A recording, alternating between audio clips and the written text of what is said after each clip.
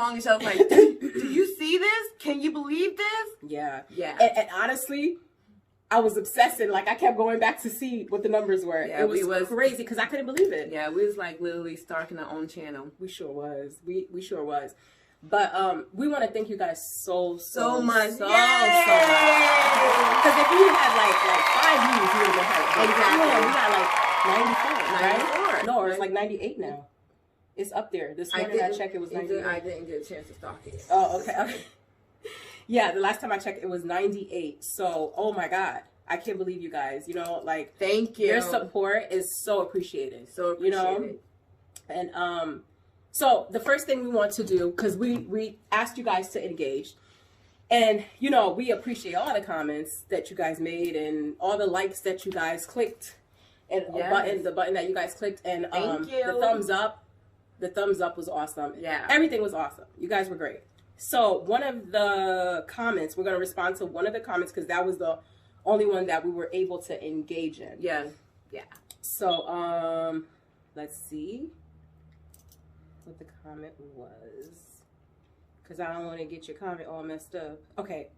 So one of our brothers, because you guys are our brothers and sisters. So one of our brothers made a comment because the last time we spoke about insecure men and red flags and stuff like that. What you look forward to. Yeah, and then guys checking your phone. That was one of the comments that we made. Mm-hmm. If a man keep checking your phone, that's a red flag. It's a red flag. So one of our brothers commented and said, okay, I completely understand, period.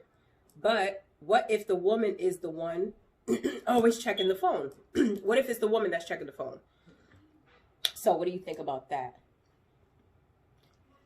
I think sometimes when the shoes are on the other feet, like the woman's checking the phone, I mean, we need to be true with ourselves. Sometimes when, and it's not, and guys and girls, it's not, we're not picking on the guys, okay? And you know what? The last video, I felt like, I was like, you know, we're trying to give women advice, but at the same time, we're not trying to bash men. Like, we're going to have like segments on women that's doing stuff that's red flags that you guys got to watch for.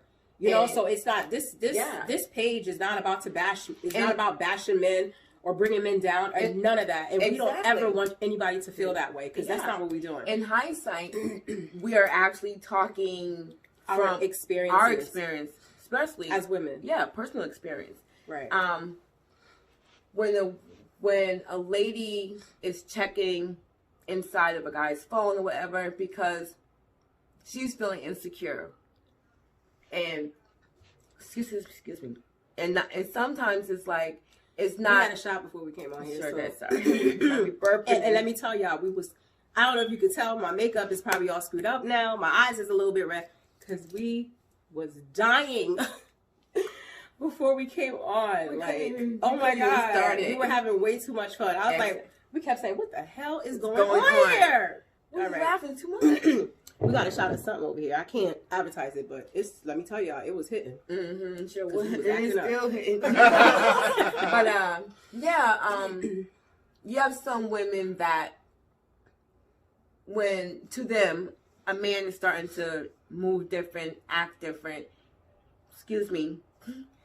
they may, start looking through their phone, or sometimes and like you said, it could be a woman that's insecure as well. Yeah, we have women. Sometimes we are insecure. Mm-hmm. We're insecure with ourselves. Like, our mind can play such disgusting tricks on us. Yeah, and we could be with a guy that we feel like is over our league. You know what I'm saying? Like that. We're like, damn, he is so damn fine. Yeah. How the hell I got him? Exactly. So you may feel that way and be like, one day he's just going to leave me and find something better. Mm-hmm. So that will make you insecure and make you always want to check up and make sure he's not dealing with other women and doing stuff. Exactly. Like, you know what? It goes... which is very unhealthy. It is very unhealthy. If you feel like somebody's out of your... First of all, you should never feel like anybody's out of your league. You need to know that you are worth every and anything that comes towards you or your way. You know what I'm saying? Nobody's ever out of anybody's league. As far as looks, I'm saying. You know what I'm saying? Mm-hmm. Like, as long as you feel beautiful on the inside, that's all that matters. Exactly. You know? And another thing is that you know, instead of checking in his phone, try to sit down with your man and try to. Don't she look so pretty today, you guys? Oh my God, I walked in and I was like, Shitty, you look so pretty. Okay, I'm sorry, I didn't mean to interrupt. But she the one that have the baby face, okay? She don't got put makeup on like this. Gotta put work in. I don't even know how to put makeup on right. I put work in. But anyway, sit down and sit down with your fella and discuss your insecurities. Sometimes my mom always say, when you go looking for trouble, sometimes you find it. Mm-hmm. And you gotta ask yourself before you go looking for it. Mm-hmm. Am I ready? Okay, first of all, not even if I'm ready to handle whatever I'm gonna find. Am I gonna do something about it? Am I just gonna look for something and find it and then just stay anyways and just look for argument and think that it's never gonna happen again? If you're not ready to do something about it, then don't do it. Don't even go through the phone. What's the point? There's no point. Girls and guys, I'm talking from a woman's experience. I went through my dude's phone. I found something that actually disturbed me. And you weren't ready for it, huh? I wasn't ready for it. Mm-hmm. It was about my weight. It was about my weight, and he wanted to know the best way to have intercourse with a fat bitch. Oh! Excuse me. It's okay. We told y'all the curse words are gonna just. You weren't this fine your whole life. Like there was a point of period that you were always fine. I'm not gonna say that. I always had a pretty face. Yeah. Up until when I had my daughter, that's when I ballooned to like 232. And let me tell you something. There's nothing wrong with that. There's nothing wrong. Ladies and because guys. I just had a baby a year ago and I'm still, I don't know if you guys noticed, but on the videos I'm like pulling my shirt, adjusting myself because I'm still uncomfortable with my weight. I still feel like I have a long way to go as far as, and I know this, once you have 3 kids, 2 kids, or 1 kid, I have 3 kids. I have 3 kids. It's hard to lose this. Yeah. This is not really going to go anywhere. Duh. You know, so I am insecure about it. And I know you guys may notice in the last videos, like I'm like always adjusting my clothes and stuff. That's another topic. We're going to talk about that too, about our insecurities and how to deal with it. Like I was saying, when I went. But there's nothing wrong with being heavy There's nothing wrong with being heavy because guess what? As long as you know how to carry it. Even though he had a problem with it, honey, I always thought I looked good. I could be 230, 139, 150, 160, or 330, or 560. Yeah. I still know that I'm God's child, and I know that I was that mentally, I am beautiful. I am intelligent. Right. If you can't handle all this pushing, then move the hell down and find out. Like, sometimes don't go looking inside your fella's phone because you don't know what you may find. It may be something that might hurt you. If you don't mentally prepare yourself for it, then don't do it. Yeah, sit down and have a conversation. Sit down and write down. Just write down things that you want to ask each other. Have a conversation with the both of y'all. Sometimes us as couples, we don't know how to put work into it. We want to go ask our friends and our you talk to everybody else but the person that you're in the relationship with. Yeah, but I'm guilty of that sometimes. Yeah. I do. I don't talk to everybody else because I'm a very private person. Anybody that's like really, really close to me or knows me will tell you that. Like I'm private. If I'm sitting there spilling my guts out to you, you better consider yourself being a special individual. Because I don't tell everybody my story. But I'm not a denier either. Mm-hmm. I don't pretend that everything is all gravy when it's not. Mm-hmm. Because at the end of the day, you have to deal with your own demons. Exactly. The stories that you're telling and the lies that you're portraying, at the end of the day, you're looking at yourself in the mirror. Mm-hmm. You know what I'm saying? So I don't make up stories. If you ask me, I'm going to tell you. But I don't just go around telling everybody my story or my personal business unless I have that connection with you. You know? That's why this is a different avenue for me because now I'm sitting here talking about my personal experiences or, you know, like life situations with you guys. And I'm going to be telling you stuff that I'm going through as well. Once I get a little bit more comfortable. Yeah. And tell you a lot more. And so would I as well. So this is like a whole new experience for me. And, you know, I feel like it's therapy for us. You know what I mean? Yes. It is. And I feel like it may be therapy for a lot of other men or women that's going to be watching our channel as well, you know, and that's what we're here for. That's the whole point. So, sometimes I'm sorry, sometimes I be interrupting you. No, it's fine. And I make you forget. No, girl, you know I don't forget. Well, other things, but yeah. Sometimes you need to sit down with your mate and sit down and write down on a piece of paper what you're not happy with, what you need to discuss. Sometimes you need to have that time that you guys need to sit down and just have a conversation. Sometimes sitting down and having a conversation actually let you both know where you're at in the relationship. Stand. Yeah, like thank you. Like where you both stand. What do I need to do better? What do you need to do better? Do we need to spend more time? What about me that you don't? You're not necessarily happy with? What about me that you are happy with? Yeah, you know? those are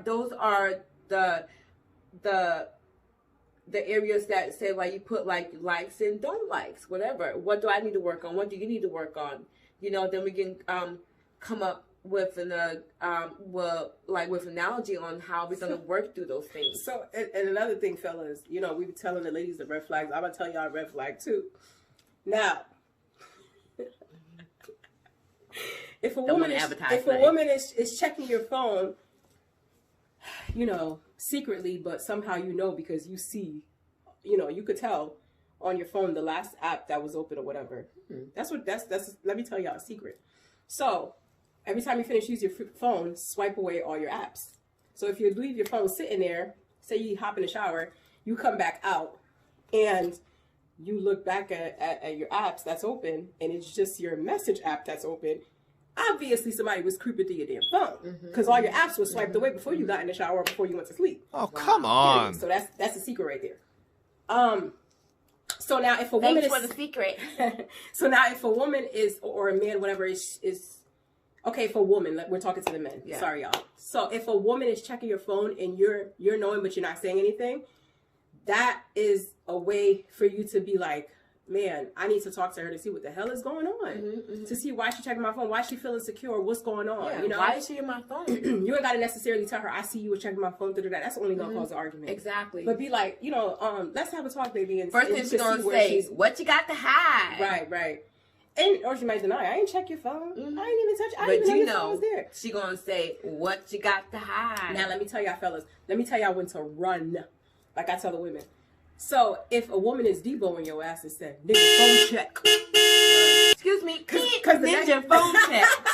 Oh, ninja. My bad, y'all. So, if a woman be like, ninja, phone check. Debo, then you need to run. Run. Don't look back. Don't question yourself. Don't. Because the next thing that's coming is an ass whooping, all right?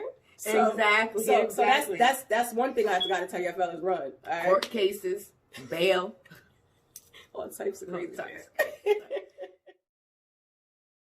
Look at what time it is.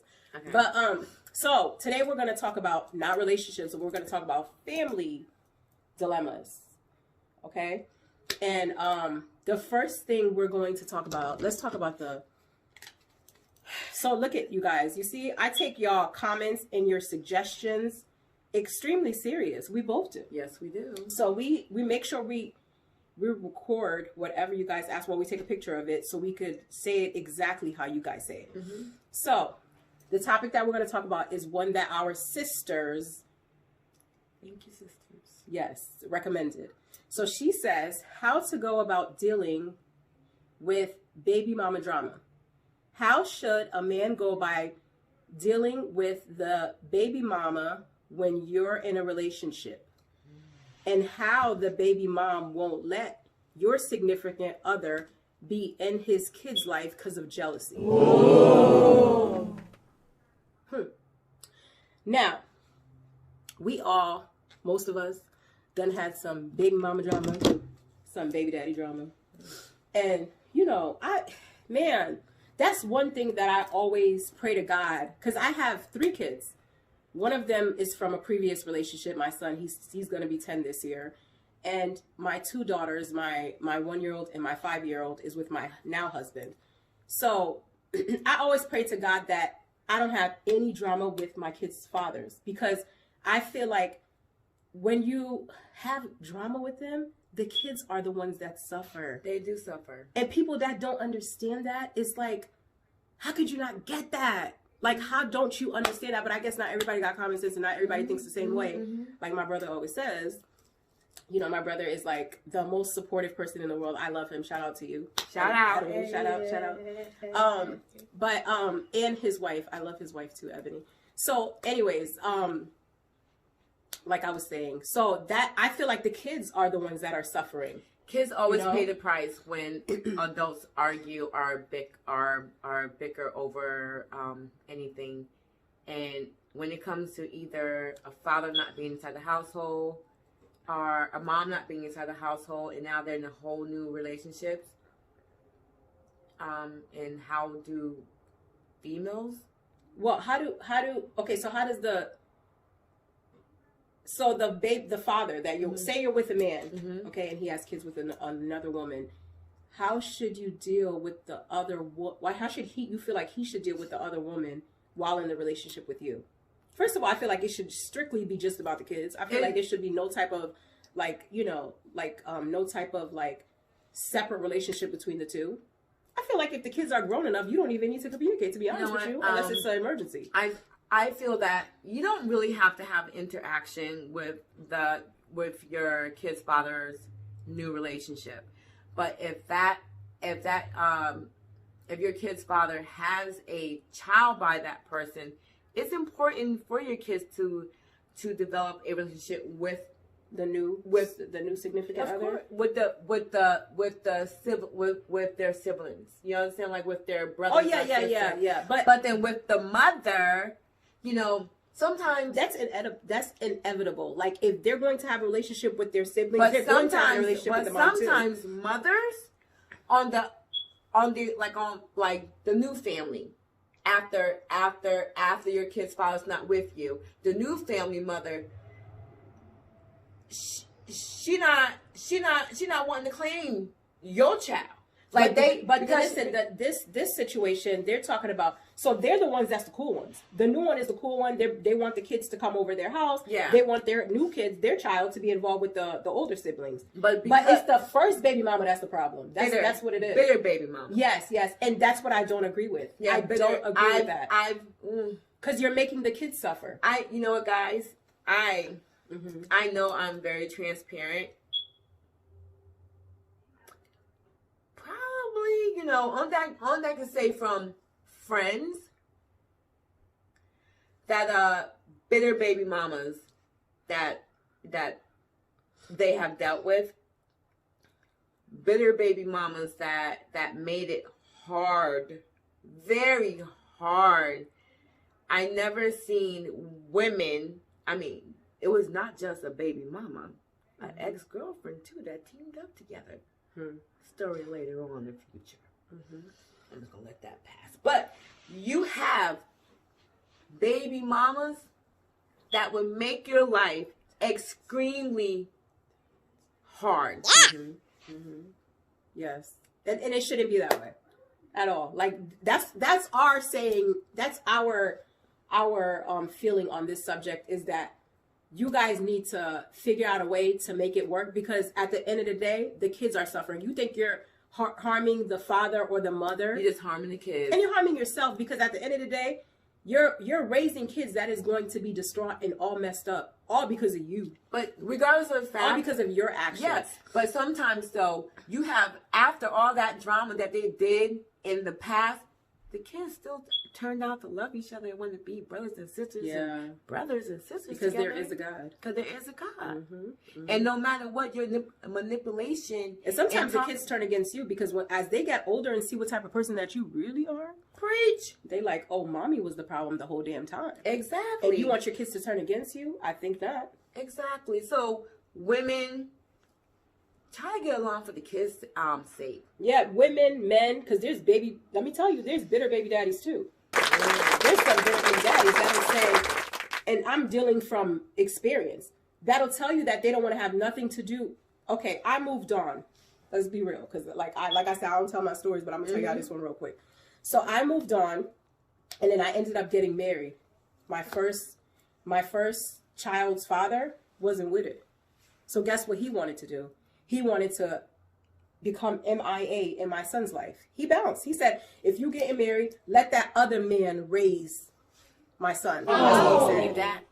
And that right there, after you said that, you dead to me. Because now you're punishing my son.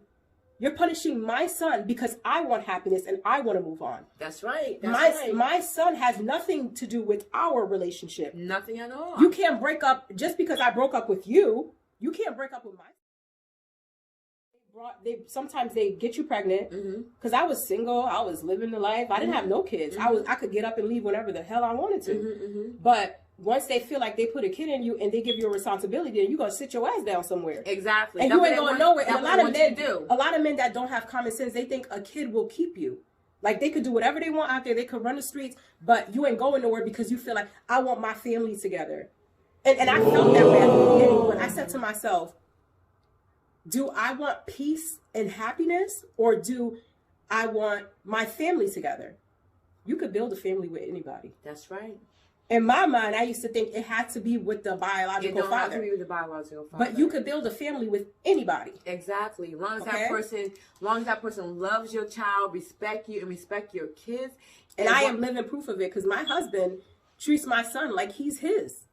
He tells everybody that he has a son. That's right. And he treats him like he's his. So if I was to sit there and keep allowing this man to do whatever he wanted and to trap me like he thought he was doing, then I would have missed my blessing in a man that actually wanted to be in my son's life. Exactly. Now the father is coming back crawling after years wanting to be in Sean's life, but I'm not God and I'm not going to play God. So I allow him to come back into my son's life. You know what I'm saying? So I allow him to do what he wants to do. The ball is in your court. The ball has always been in your court. You decided to make that slick move that you made. That's why you got cut out of his life. That's right. You decided that. But I will never play God. I'm not going to say, no, you're not going to be in his life because you ain't want to fucking be in his life. Now I wonder. That's not my job. Since I wonder how hard is it going to be when your son starts to spend time with him? Like, how's that conversation is going to take part between those two? I just pray that he's honest with him and he tells him everything that he did.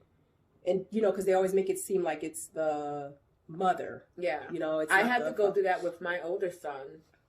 His father, we used to go to Atlanta when I was pregnant with my son Kyle, and then so I'm sorry. So I just want to say this last part, ladies, don't ever be afraid to move on and leave because you want that family life. Because at the end of the day, like I said, you could raise a family with anyone. You could become a family with anyone. Like right now, we're a full-fledged family.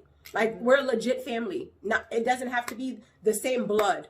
So as long as you're able to have peace and happiness, and your kid has that person, is like, and you don't need, like I said the last time, all you need is God. That's right. So even if you don't end up going into a relationship, I always used to say to my son that you have more than one father. God is your father. I have more than one father. God is my father. That's right. So don't feel like you have to have that family life for your child, because at the end of the day, God will always protect them no matter what. Like I said, I'm not the most religious person in the world, but I do believe in the man upstairs. My son's father wasn't in his life, and I was dad and everything, and, my family really crowded around my son and made sure that he didn't want a need for anything.